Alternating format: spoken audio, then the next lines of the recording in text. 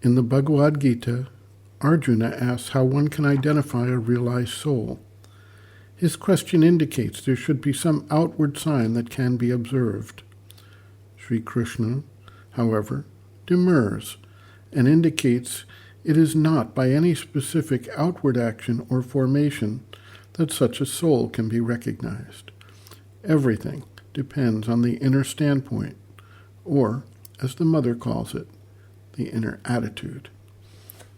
The mother observes, quote, "There are very many things one does and about which one is not in the habit of thinking beforehand. When the circumstance comes, one obeys it, so to say. And indeed, these things, like almost everything one does in life, are not important in themselves.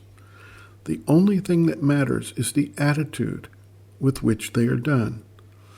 The fact that you do something because that action is present there before you for one reason or another, and that you are, so to say, always obliged to act as long as you are in the outer life, all this has a certain importance from the point of view of the management of life, if these acts are liable to have far-reaching consequences in life, as, for example, getting married, or going to live in one place or another, or taking up one occupation or another.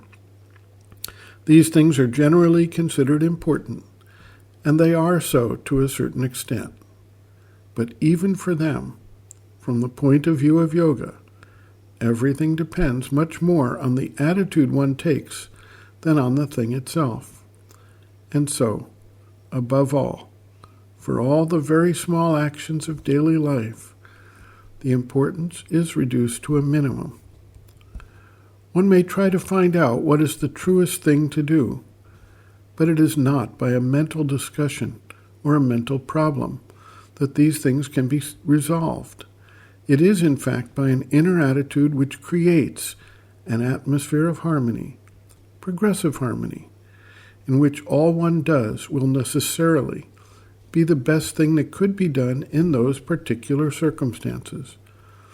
And the ideal would be an attitude complete enough for the action to be spontaneous, dictated by something other than an outer reason. But that's an ideal, for which one must aspire, and which one can realize after some time.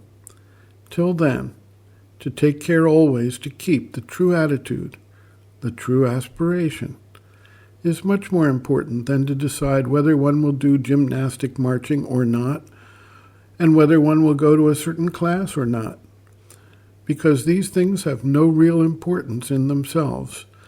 They have only an altogether relative importance. The only important thing is just to keep the true orientation in one's aspiration and a living will for progress." End quote. Reference, Sri Aurobindo and the Mother, Looking from Within, Chapter 1, Looking at Life and Circumstances, pages 8 to 9.